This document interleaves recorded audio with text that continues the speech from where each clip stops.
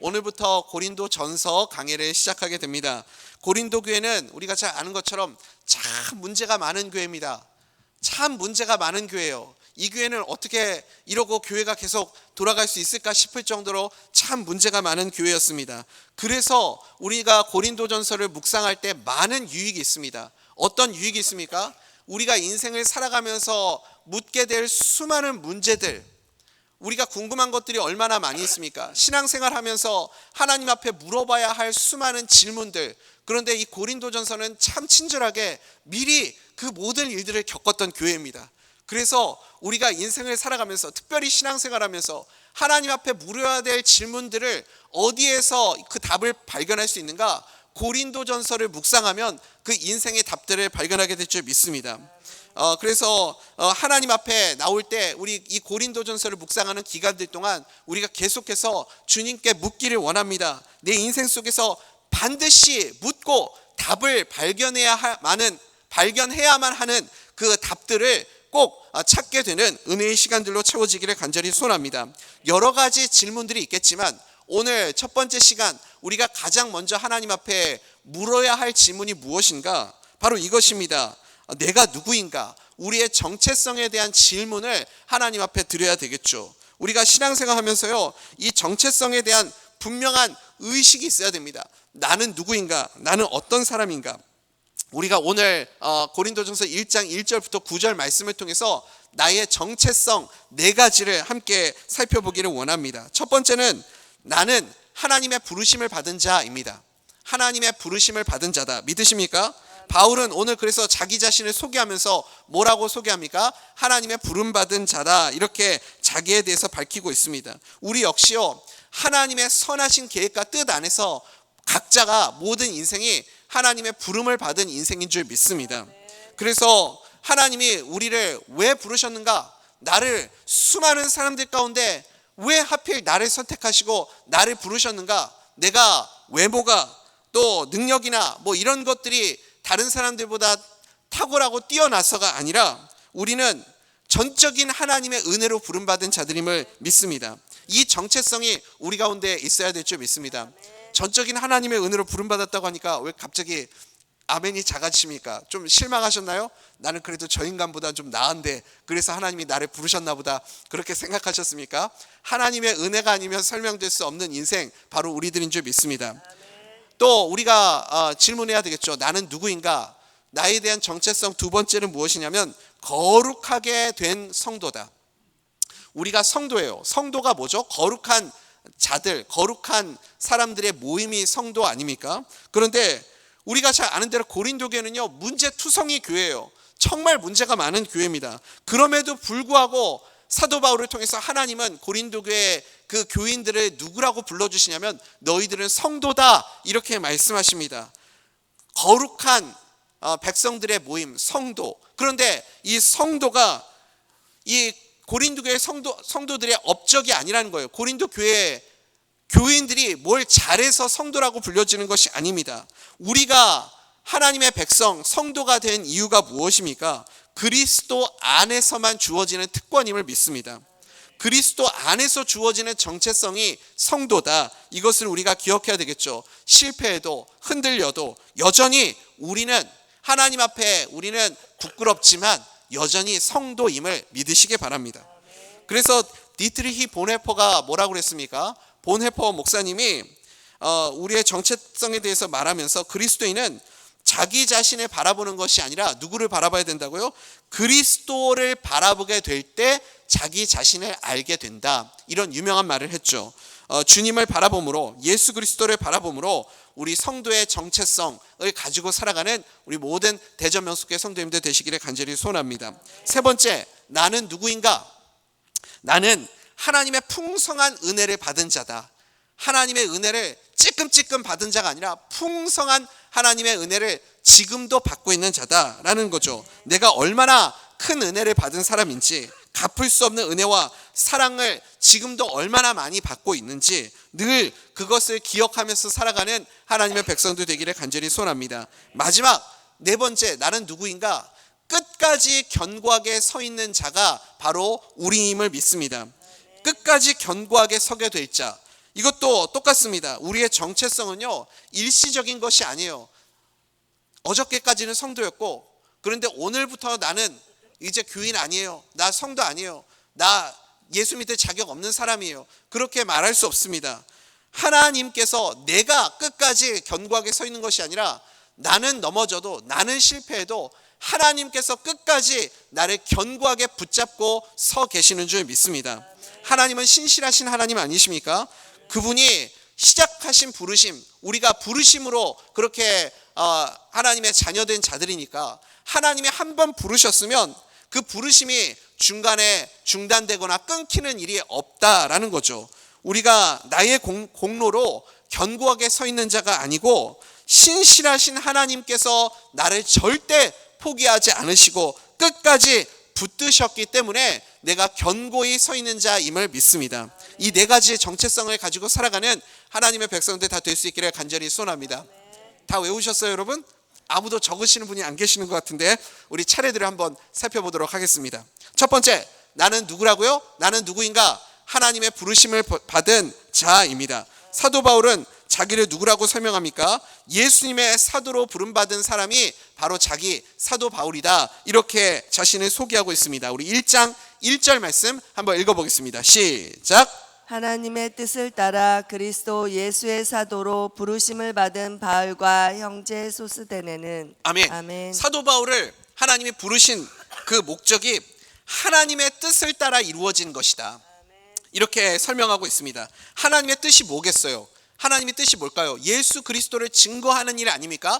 복음을 전파하는 일, 그것을 위해서 하나님께서 사도 바울을 부르셨음을 여러분 믿으시기 바랍니다. 우리도 마찬가지예요. 하나님이 우리를 부르셨어요. 왜요? 뭐 하라고요? 잘 먹고 잘 살라고요? 아니에요. 부족한 나를 통해서 예수 전하고 복음을 위해서 살아가는 자가 되라고 우리를 불러주셨음을 믿으시기 바랍니다. 하나님의 부름받은 자들임을 여러분 꼭 기억하십시오. 이게 굉장히 중요한 우리의 정체성입니다. 여러분, 인생에서요, 목표가 없는 사람들을 한번 보십시오. 사람들이, 우리는 어떤 사람들이 게을러가지고 그렇게 아무 일도 안 하고 공부도 열심히 안 하고 일도 열심히 안 하고 아무 그렇게 생각 없이 살아간다고 생각을 합니다. 그런데 게으른 사람들의 특징이 무엇이냐면 목표가 없기 때문에 그래요. 목표가 없기 때문에. 정체성의 문제입니다. 여러분, 요셉이나 다니엘을 한번 보십시오. 10대에 하나님의 부름을 받지 않았습니까? 그들은 10대인데도 분명한 정체성을 가지고 있었습니다. 하나님의 부름을 받은 자라는 정체성이 있으니까, 그래서 그들은 게으르게 살아갈 수가 없었습니다. 앞길이 환하게 보이는데, 갈 길을 하나님께서 밝히 보여주시는데, 이렇게 분명한 부르심이 있으면 우리는 절대 게으르게 살아갈 수 없는 자들이 될 줄 믿습니다. 그러니까 우리의 문제는 무엇이냐? 하나님의 부르심이 무엇인지 모르기 때문입니다. 왜 우리가 시간을 허비하고 왜 이렇게 의미 없고 목적 없는 시간들을 살아가는가? 부르심이 무엇인지를 모르니까 내 삶의 존재의 목적을 모르고 살아간다라는 거죠. 어떤 남자분이 주일 아침에 자기 엄마한테 그런 얘기를 했다고 그러죠. 엄마, 나 교회 가기가 너무 싫어. 그랬더니 그 엄마가 왜 또 아침부터 교회를 안 가겠대? 교회 가면 너무 부담돼. 성도들이 자꾸 힘들게 하고 싸우고 괴롭히고 교회 가면 너무너무 피곤해. 교회 가서 사람 보는 게 너무 힘들어요, 엄마. 그랬대요. 그랬더니 그 엄마가 뭐라고 그랬습니까? 아들아, 그래도 교회 가야지. 아무리 힘들어도 네가 담임 목사인데 교회 안 가면 예배는 어떻게 드리니? 그랬다고 하잖아요. 여러분, 우리도요, 내 정체성을 알지 못하면요, 이렇게 우스운 사람 될 수 있습니다.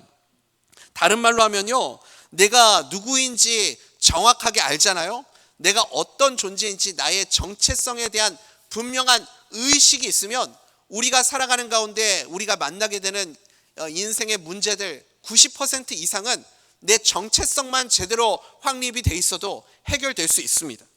다 풀리게 된다라는 것입니다. 그러니까 우리의 인생의 거의 대부분의 문제는 무엇입니까? 무엇 때문에 생기는 문제입니까? 정체성이에요. 부르심의 문제입니다. 다른 것들이 문제가 아닙니다. 존 칼빈은 기독교 강요에서 서두에서 하나님을 알아야 나를 안다, 이런 표현을 합니다.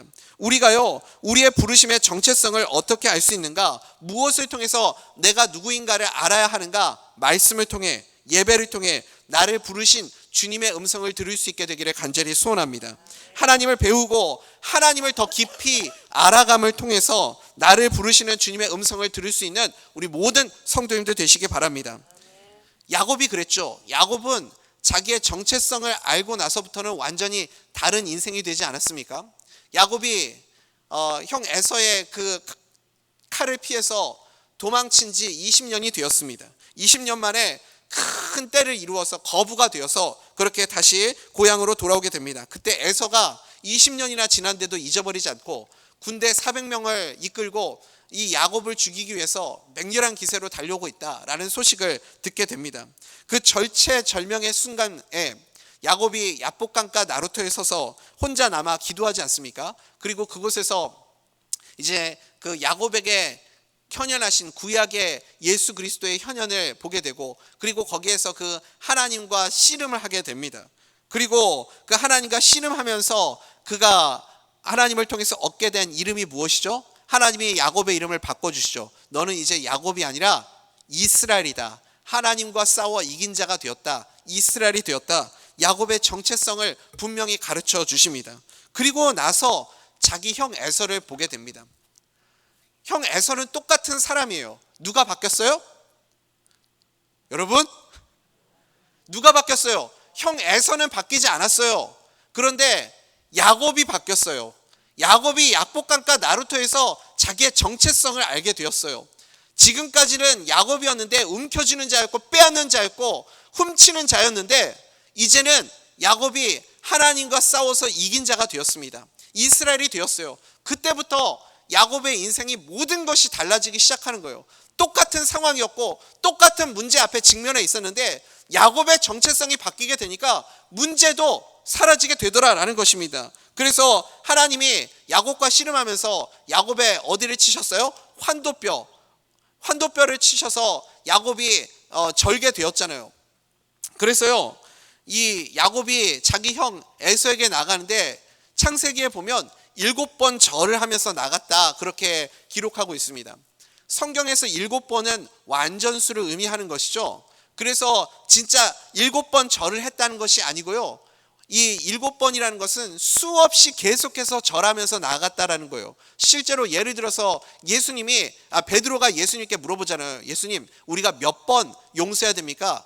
7번씩 70번이라도 용서하라. 그러면 우리가 490번까지는 용서하고 그 다음부터는 가차없이 용서하지 말아야 됩니까? 그런 뜻이 아니죠.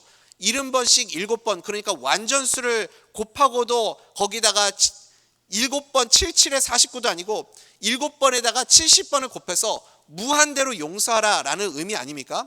그게 7이라는 의미가 가지고 있는 성경적인 의미인 것이죠. 그러니까 야곱이 자기 형 에서에게 나가면서 7번 절했다라는 것은 무엇이냐면, 하나님이 야곱의 환도뼈를 쳐서 야곱이 걷지를 못하는 거예요. 절름발이가 되었습니다. 그래서 형한테 가는데 힘이 없으니까 넘어지고 주저앉아서, 그게 엎드려서 절했다라고 그렇게 성경이 표현을 하고 있는 거죠. 엎드렸다가 다시 일어나서 쩔뚝거리다가 또 엎드리고 또 일어나서 쓰러지고 엎으러지고 계속해서 그것을 반복하게 된 것이죠. 그 모습을 보면서 야곱의 마음이 누그러진 거예요.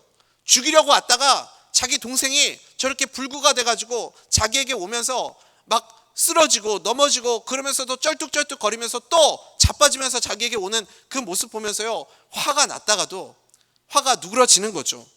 자기의 정체성이 변화가 되니까 하나님이 그 모든 인생의 문제들을 하나씩 풀어주시는 것을 보게 됩니다. 그래서요, 야곱이요, 자기 형 에서를 보면서 가까이 와가지고 뭐라고 인사하는지 아세요? 형에게 찾아와가지고 처음으로 건네는 인사말이 이것입니다. 형님의 얼굴을 보니까 하나님의 얼굴을 보는 것과 같습니다. 우리는요, 이 말씀 읽으면서요, 야곱이 형한테 아부하려고 립서비스 했다고 생각하죠. 많은 분들이 그렇게 생각하실 거예요. 오랜만에 형님의 얼굴을 보니까 해와 같이 빛나는 형님의 얼굴이 하나님을 보는 것 같습니다. 이렇게 아부 떨었을 것이라고 생각하잖아요. 그게 아니에요. 야곱은 진심으로 자기 형의 얼굴에서 하나님의 얼굴을 본 거예요. 하나님의 일하심을 본 거라고요.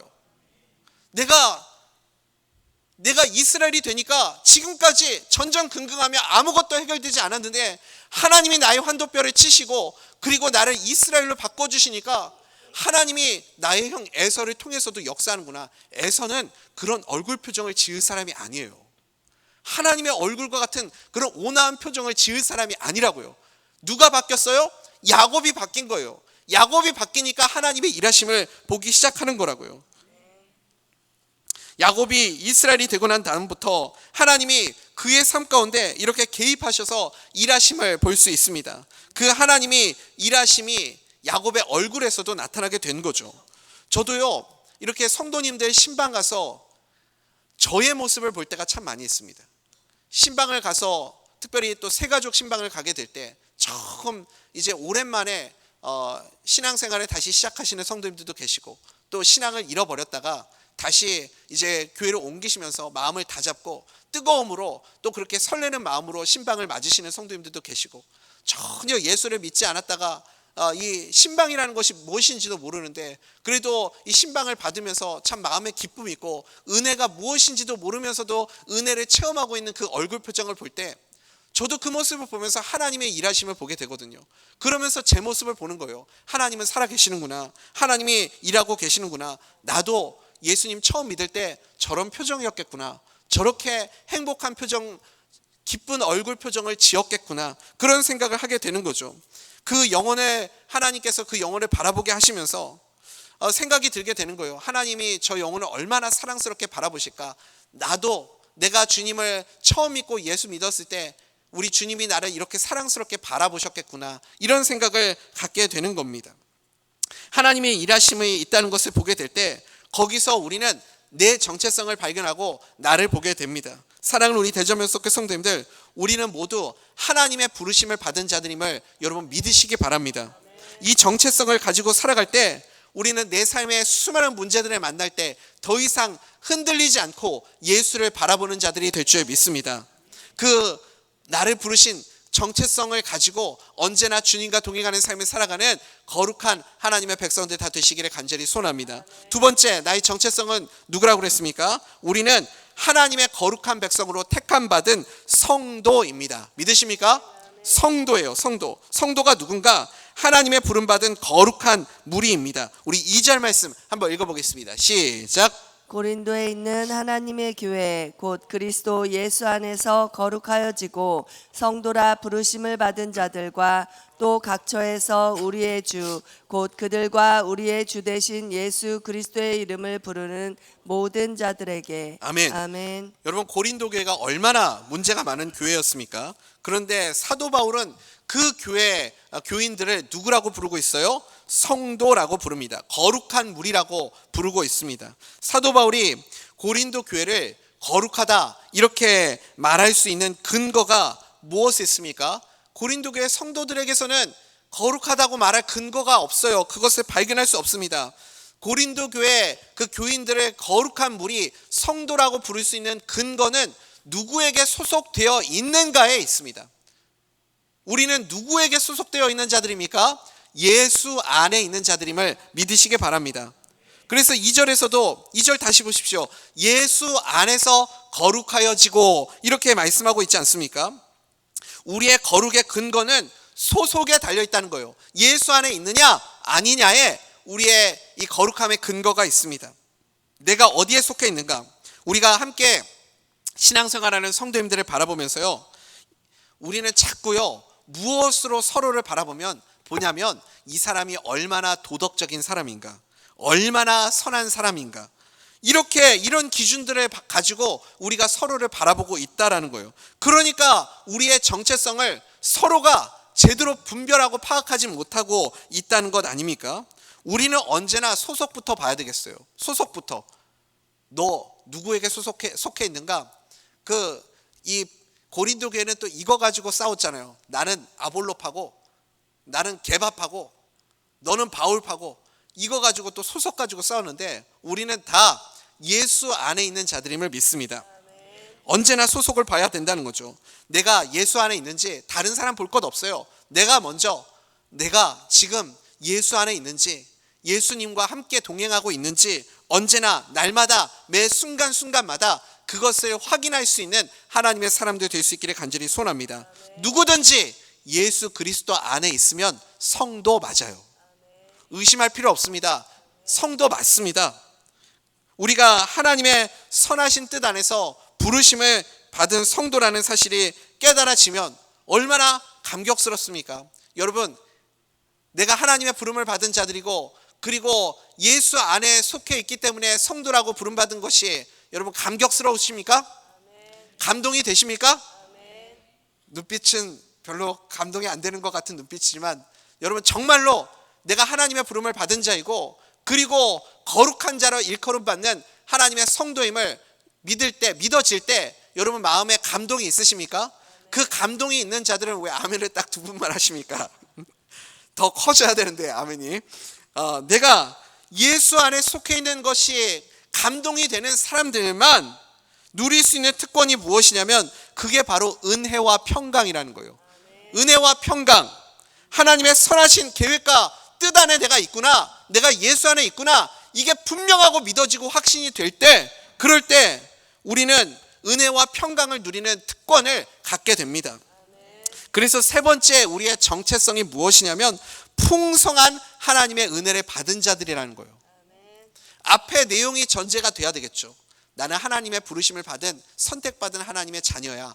그리고 내가 잘나서가 아니고 내가 도덕적이어서가 아니고 내가 선한 사람이 아니라 예수 안에 속해 있기 때문에 나는 하나님이 성도라고 여겨주시는 하나님의 거룩한 백성이야. 그것을 깨닫게 될 때 나는 하나님의 뜻 안에 있고 하나님의 부르심 안에 있고 하나님 예수 그리스도 안에 있는 존재구나 라는 것을 확신하게 될 때 우리는 풍성한 하나님의 은혜 안에 거하게 되는 자가 될 줄 믿습니다.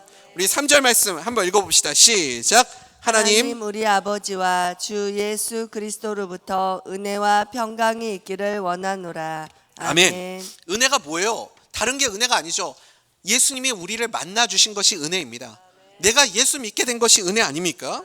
우리는 원래 죄인이기 때문에 근본적으로 원천적으로 하나님을 알 수도 없고 하나님을 만날 자격조차도 없습니다. 그런데 하나님이 사랑이 많으신 하나님께서 우리를 만나 주시기 위해서 은혜를 베풀어 주셨어요. 그 은혜가 무엇입니까?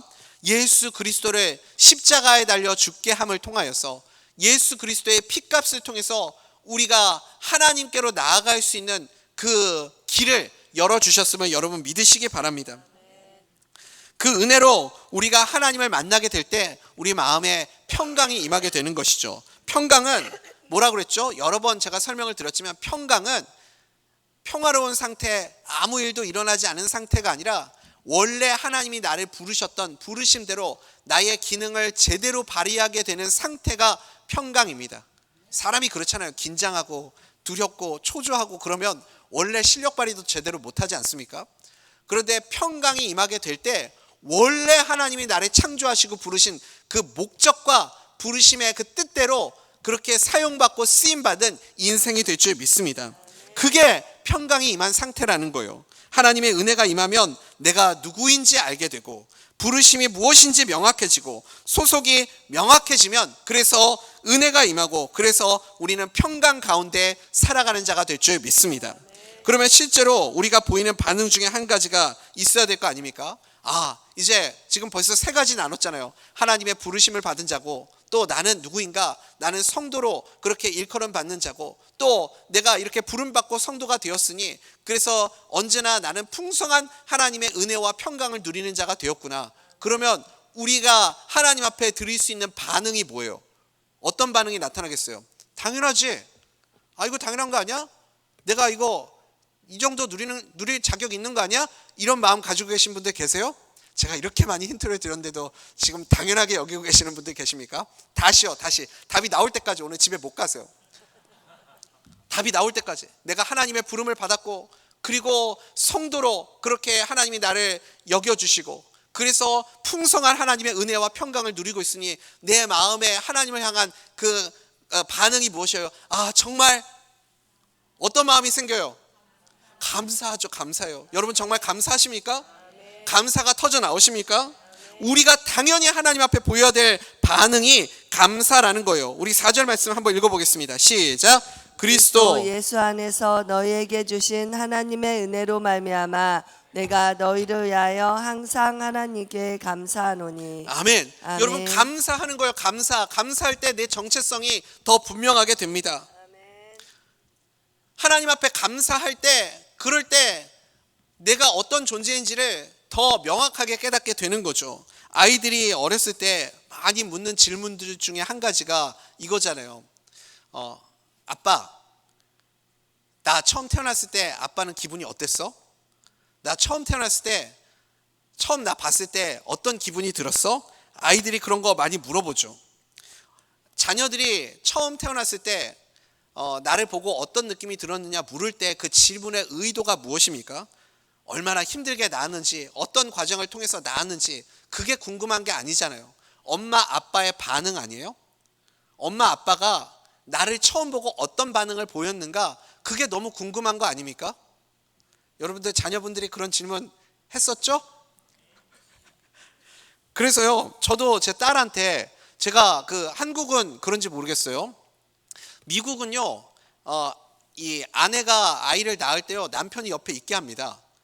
처음부터 끝까지 다 그 아이를 낳는 과정을 다 옆에서 지켜보게 해요. 그래서 제가 산파 옆에 서가지고 아내한테 조금만 힘줘, 거의 다 나왔어, 머리 나왔다 막 하면서 막 그 얘기를 했었던 기억이 나요. 그런데 그 아이를 처음 딸아이가 태어나가지고 그 아이를 받게 되었을 때 지금도 그 형용할 수 없는, 말로 형용할 수 없는 어떤 묘한 기분이 들더라고요. 그래서 제가 제 딸아이한테 그렇게 설명을 했어요. 아빠, 나 처음 봤을 때 아빠는 기분이 어땠어? 라고 물어봤을 때 설명할 수 있는 방법이 없어서 아빠는 너 처음 보고 울었어, 그렇게 이야기를 해줬어요.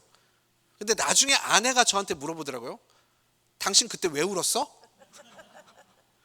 근데 여러 가지 감정이 좀 교차했었던 것 같아요. 왜 울었을까? 저도 이유를 모르겠어요. 그냥 딸아이가 우리 가족의 선물처럼 우리 가정에 그렇게 와준 것이 너무 고마워서 울었던 것 같기도 하고, 또 13시간 힘들게 진통하면서 힘들게 난산으로도 그렇게 아이를 낳아준 아내가 너무 고마워서, 너무 지친 그 아내를 보면서 미안해서 눈물을 흘렸던 것 같기도 하고요. 여러 가지 그런 감정이 복합적으로 들어서 눈물을 흘렸던 기억이 납니다. 그런데 그 딸아이는 아빠가 울었어, 너가 선물처럼 우리 가정에 와서 너무너무 기쁘고 행복했어, 그 말을 들을 때 딸아이는 자기의 존재감의 가치를 깨닫게 되는 거죠.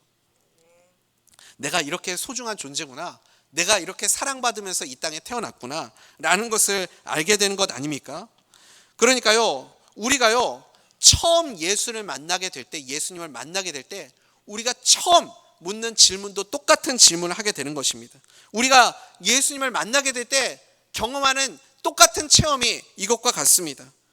내가 처음 하나님의 자녀가 될 때 내 존재가 어떤 존재였는지를 깨닫게 되는 것이죠.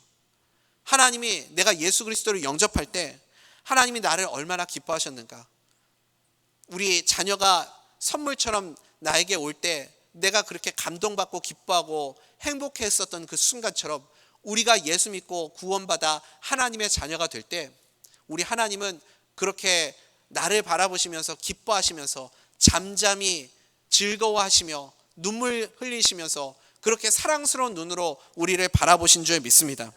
여러분, 그래서요, 그 정체성을 우리가 가지고 살아가는 것만큼 중요한 것이 없습니다. 누가 나를 부르셨습니까? 하나님이 나를 부르셨습니다. 그게 은혜죠.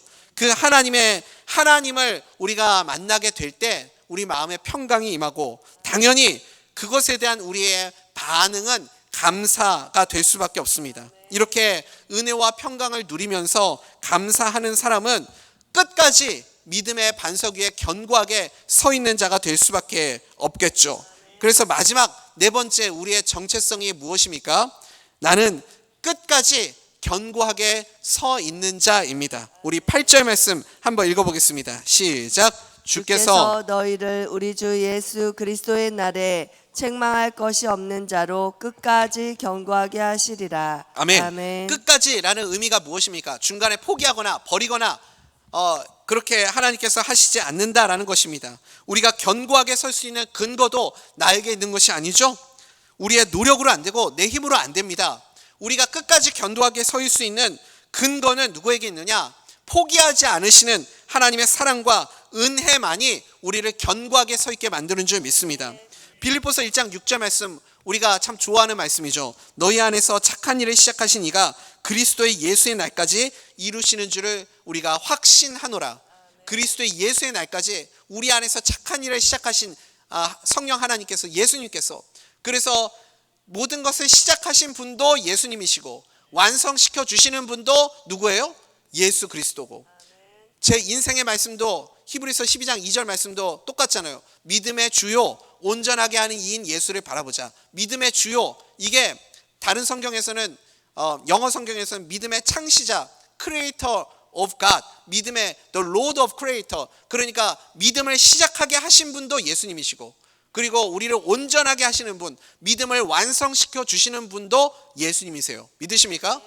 믿음을 시작하게 하셨으니 견고하게 끝까지 우리를 지켜주셔서 그 믿음을 완성시켜 주시는 예수 그리스도, 우리가 할 것은 그래서 믿음의 주요 온전하게 하는 이인 예수를 바라보기만 하면 되는 거예요. 그러면 우리의 삶을 주님께서 끝까지 견고하게 지켜주시고 완성시켜 주시는 줄 믿습니다. 신앙의 완성은 그래서 주님의 손에 달려 있는 것이죠.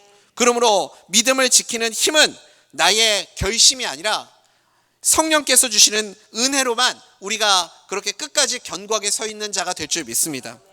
언제나 내 안에 계시는 성령님을 의지해서 내 안에서 착한 일을 이루어서 완성시켜 주시는 그 주님과 동행하는 삶을 살아가는 우리 모든 성도님들 되시기를 간절히 소원합니다.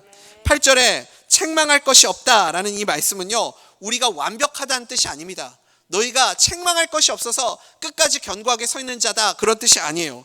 예수의 보혈로 온전하게 덮여진 자가 되었다. 그러니까 우리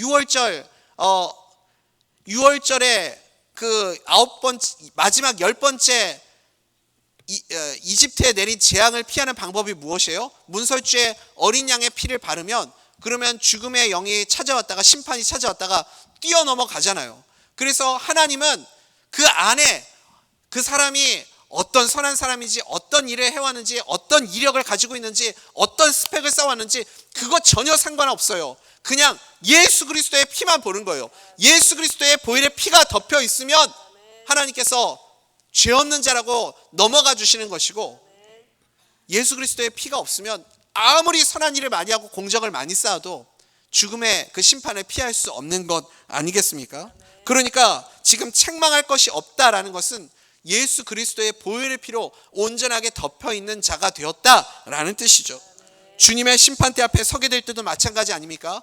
나의 의로움으로 내가 그 심판대 앞에 서는 것이 아니라 그리스도의 의로 우리는 서게 되는 자들임을 믿습니다. 은혜로 시작된 믿음은 그래서 은혜로 완성이 됩니다. 내가요 잘나서 끝까지 믿음의 길을 걸어가는 거 아닙니다. 나의 의지와 결심으로 끝까지 이 길을 걸어갈 수 있는 건 아닙니다. 때로는 우리는 넘어질 때도 있고 실패할 때도 있고요. 우리는 늘 그렇게 하나님 앞에서 넘어지는 자 아닙니까? 그런데 마치 어린아이가 그 아버지의 손을 잡고 강물을 건넌다고 합시다. 아이는 중간에 미끄러지고 넘어지고 손이 힘이 빠져서 아이는 아빠의 손을 놓을 수도 있어요. 그렇지만 아빠가 그 아이의 손목을 꽉 잡고 있기 때문에 끝까지 그 강을 건널 수 있는 것 아니겠습니까? 우리의 구원도 마찬가지입니다. 내가 주님의 손을 붙잡고 가는 것처럼 보이지만 사실은 예수님이 나의 손을 놓지 않고 꽉 붙잡고 가기 때문에 우리는 끝까지 이 길을 걸어갈 수 있는 자들임을 믿습니다. 이제 말씀 맺겠습니다. 사랑하는 우리 대전명석교 성도님들, 우리의 정체성을 기억하면서 살아가는 하나님의 백성들 될 수 있기를 간절히 소원합니다. 고린도 교회만 문제가 많았겠습니까? 우리의 삶 가운데도 여전히 산재해 있는 수많은 문제들이 있습니다. 그 문제들 가운데 내 정체성만 분명해져도 내 삶에 다가오는 수많은 문제들이 저절로 풀리고 열리게 되는 그런 은혜들을 누리게 될 줄 믿습니다. 내가 누구인지 그 정체성으로 늘 주님과 동행하는 은혜의 삶을 살아가는 하나님의 백성들 되시기를 간절히 소원합니다. 네 가지가 뭐죠? 하나님의 부름받은 자녀이고 거룩함을 입은 성도이고 지금도 넘치도록 풍성하게 하나님의 은혜와 평강을 누리고 있는 자들임을 믿습니다. 그래서 우리는 내 힘도 아니고 내 공로도 아니고 예수 그리스도의 은혜 때문에 끝까지 견고하게 믿음의 반석 위에 서 있는 자들임을 믿습니다. 이 분명한 정체성을 가지고 우리의 삶의 모든 문제들을 돌파하여서 날마다 이기는 삶, 승리하는 삶을 살아가는 복된 그리스도의 자녀들 다 될 수 있기를 간절히 소원합니다.